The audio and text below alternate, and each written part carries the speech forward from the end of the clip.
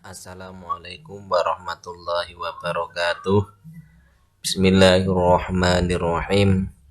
Nahmaduhu wa nasta'inuhu wa na'udzu min syururi anfusina wa min sayyiati a'malina.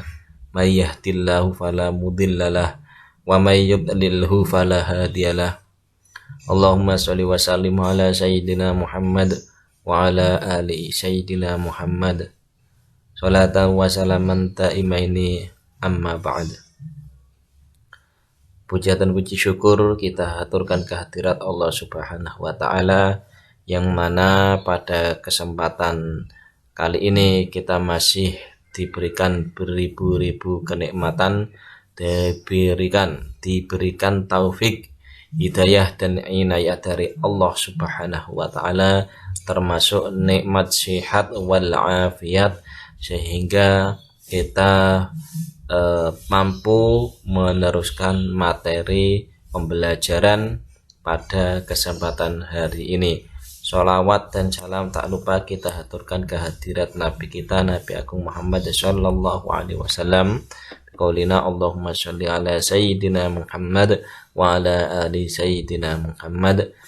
Semoga dengan senantiasa melantunkan sholawat dan tidak lupa berusaha sekuat tenaga menjalankan segala yang diperintahkan, menjauhi segala yang dilarang, dan berusaha mengikuti sunnah-sunnahnya, kita di yaumil kiamah mendapatkan syafaatul uzma dan diakui sebagai umatnya. Amin Allahumma amin.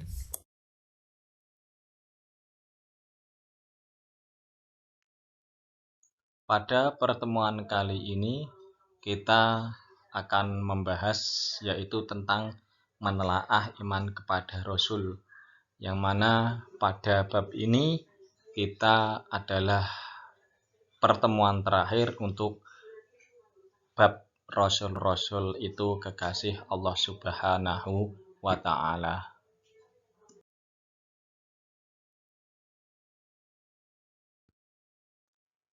Ya, tugas-tugas Rasul kita bisa lihat, yang pertama yaitu menyampaikan risalah dari Allah Subhanahu wa ta'ala. Seperti yang sudah kita pelajari, bahwasanya perbedaan antara Nabi dan Rasul, jika Nabi mendapat wahyu untuk dirinya sendiri, tidak untuk disampaikan, maka Rasul bertugas menyampaikan risalahnya. Selanjutnya, mengajak kepada tauhid, yaitu mengajak umatnya untuk mengesahkan Allah Subhanahu wa ta'ala dan menjauhi perilaku musyrik atau menyekutukan Allah.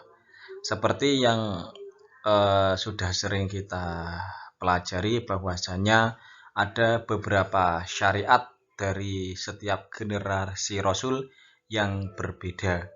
Misalnya ya tentang hukum membunuh bagi seorang pembunuh, ya kalau di eranya Nabi Musa, maka orang yang membunuh seseorang itu balasannya adalah dia harus dibunuh.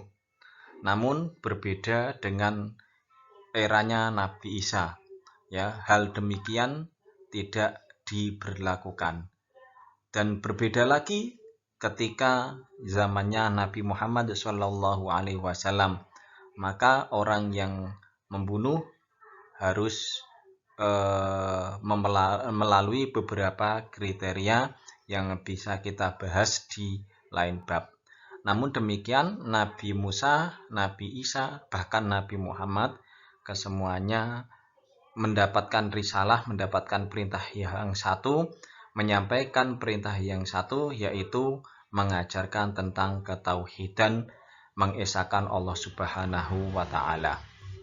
Selanjutnya, memberi kabar gembira kepada orang mukmin dan memberi peringatan kepada orang kafir. Seperti halnya dalam ayat wa ma arsalnaka illa rahmatan lil alamin. Jadi Rasul menunjukkan kepada semua makhluk, ya, untuk senantiasa diberikan jalan yang baik, jalan yang bisa merahmati bagi semua kalangan. Yang selanjutnya membersihkan dan menyucikan jiwa manusia serta mengajarkan kepada mereka kitab dan hikmah. Dan yang terakhir adalah sebagai hujjah bagi manusia. Maka untuk mendukung semua itu diantaranya Rasul diberi mukjizat sebagai bukti bahwasanya dia adalah Rasul, dia adalah benar-benar utusan Allah. Maka Rasul diberi mukjizat dari Allah Subhanahu wa Ta'ala.